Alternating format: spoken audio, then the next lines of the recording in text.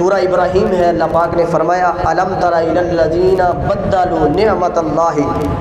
کفرا واحلوا قومهم دار البوار جہنم یصلونها وبئس القرار، اور اس سے آگے بھی آیت کریمہ ہے۔ فرمایا کہ کیا آپ نے ان لوگوں کو نہیں دیکھا جنہوں نے اللہ کی نعمت یعنی ایمان کو کفر سے بدل ڈالا اور انہوں نے اپنی قوم کو تباہی کے گھر میں اتار دیا، اور وہ دوزخ ہے جس میں وہ جھونکے جائیں گے اور وہ برا ٹھکانہ ہے۔ اس آیت کریمہ کی تفسیر کے اندر یہ آیت مبارکہ اللہ کی نعمت جس سے کہا گیا ہے نا کہ اللہ پاک نے حضور سے فرمایا کہ آپ نے ان لوگوں کو نہیں دیکھا جنہوں نے اللہ کی نعمت یعنی ایمان کو، اپنے ایمان کو کفر سے بدل لیا، کفر سے بدل ڈالا۔ یہاں سے نعمت سے مراد تفسیر کے اندر آتا ہے کہ ایمان سے مراد حضور کی ذات ہے، لیکن فرمایا کہ نعمت کو کفر میں بدلنے کا جو اشارہ ہے نا وہ تمام کافروں کی طرف نہیں ہے، جمیع کفار کی طرف نہیں ہے، بلکہ اس سے مراد قریش مکہ کے خاص قبائل ہیں، قریش سے ہیں، اور ان میں سے بھی ہر قبیلہ نہیں، سارا قریش نہیں، بلکہ خاص قبیلے، اور ان قبیلوں کا ذکر کیا ہے مستدرک الحاکم کے اندر، حدیث پاک ہے۔ مولا علی فرماتے ہیں اس آیت کے ضمن کے اندر آپ نے فرمایا قریش میں سے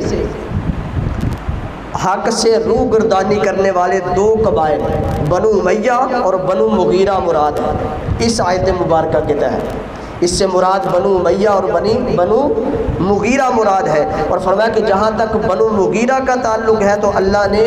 بدر کے دن ان کی نسل کو ہی ختم کر دیا تھا، ان کا سلسلہ ختم ہو گیا۔ اب رہ گئے فرمایا کہ بنو امیہ، تو بنی امیہ کو فرمایا کہ دنیاوی عیش و عشرت سے فائدہ حاصل کرنے کے لیے، تمتع حاصل کرنے کے لیے کچھ عرصہ کی اللہ پاک نے مہلت دے دی۔ یہ دو قبائل مراد ہے، اور اس حوالے سے حضرت قاضی ثناء اللہ پانی پتی رحمہ اللہ تعالی ان آیات کی تفسیر کے اندر لکھتے ہیں کہ بنو امیہ سے یزید نے اس تخت پر جب آیا تو اس نے یہ جو کفر سے بدلنا ہے نا ایمان کو، اس سے مراد یزید جب تخت پر آیا تو اس نے جب حسین اور آپ کے رفقا کو شہید کیا تو اپنے ایمان کو کفر سے بدل دیا۔ اور آگے لکھتے ہیں قاضی ثناء اللہ پانی پتی رحمہ اللہ تعالی کہتے ہیں کہ میں کہتا ہوں کہ بنو امیہ کفر پر ہے، کفر پر رہے، اور اس کے حتیٰ کہ ابو سفیان، حضرت معاویہ اور عمر بن عاص وغیرہ یہ اسلام لے آئے، یعنی پہلے بھی کفر پر تھے اور ان کے بعد ابو سفیان، حضرت معاویہ اور حضرت عمر بن عاص وغیرہ یہ اسلام لائے، اور پھر فرمایا یزید اور اس کے حواریوں نے اللہ تعالیٰ کی نعمتوں کی ناشکری کی، اور فرمایا کہ حتیٰ کہ امام حسین اور آل نبی سے عداوت رکھی اور حضرت امام حسین کو ظلماً قتل کیا۔ حضرت قاضی ثناء اللہ پانی پتی رحمہ اللہ تعالیٰ اس آیت کے ضمن میں فرماتے ہیں امام حسین کو ایک تو ان سے عداوت رکھی اور دوسرا ظلماً قتل کیا، اور فرمایا کہ علاوہ ازیں اس کے علاوہ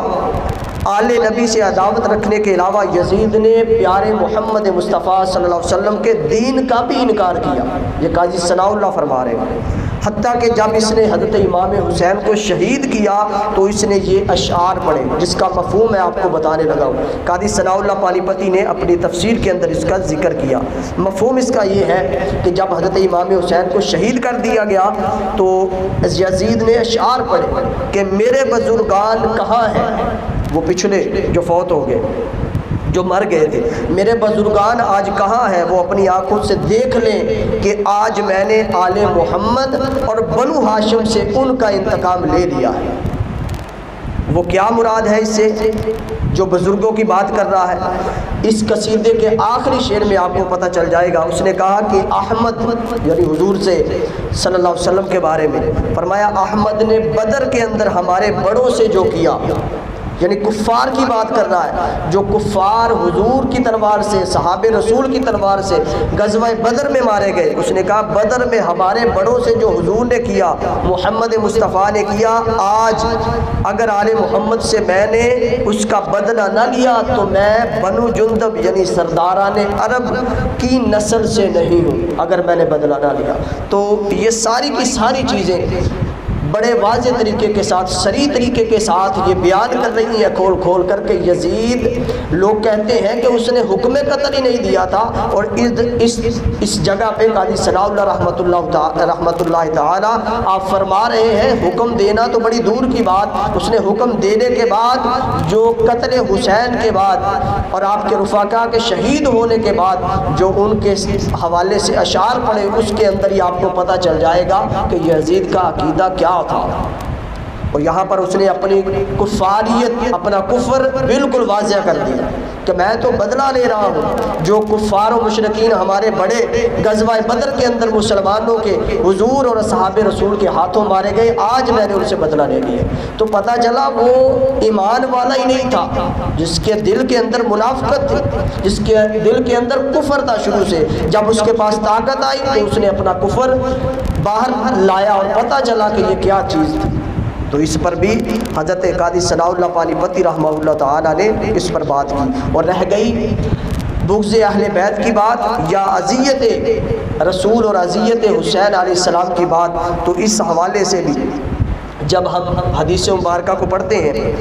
اور مسند احمد بن حنبل کے اندر بھی حدیث پاک ہے، بڑی مشہور، آپ نے سن رکھی ہے، نبی کریم علیہ الصلوۃ والسلام نے فرمایا تھا کہ حسین مجھ سے ہے اور میں حسین سے ہوں۔ حسین مجھ سے ہے اور میں حسین سے ہوں۔ اگر اس حدیث مبارکہ کو ہم دیکھ لیں تو حضور علیہ الصلوۃ والسلام نے امام حسین علیہ السلام کو اپنے جسم کا حصہ قرار دیا، اپنے جسم کا حصہ قرار دیا۔ تو کیسے ہو سکتا ہے کہ اگر کسی کے جسم کا کوئی حصہ اتارے اور اسے تکلیف نہ پہنچے؟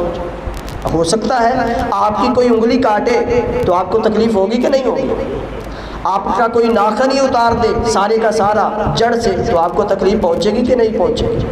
آپ کا کوئی بازو کاٹ دے آپ کو تکلیف پہنچے گی کہ نہیں پہنچے گی؟ سارے جسم کو ہوگی نا، سارے جسم کو تکلیف پہنچے گی۔ تو نبی کریم علیہ الصلوۃ والسلام نے حسین کو اپنا قرار دیا، فرمایا یہ مجھ سے ہے اور میں اس سے ہوں، تو اپنے جسم کا حصہ قرار دیا۔ کیسے ہو سکتا ہے حسین کے گلے پہ تلوار چل جائے اور حضور علیہ الصلوۃ والسلام کو تکلیف نہ پہنچے، حضور کو اذیت نہ ہو؟ جس طرح یزید نے اذیت حسین کی، حسین علیہ السلام کو اذیت پہنچائی، تکلیف پہنچائی، وہ تکلیف دراصل رسول اللہ کو پہنچائی ہے، اور جس نے رسول اللہ کو تکلیف پہنچائی اس نے اللہ کو تکلیف پہنچائی، اور جس نے اللہ کو تکلیف پہنچائی اس نے کفر کیا۔ اس نے کیا کیا؟ اس نے کفر کیا۔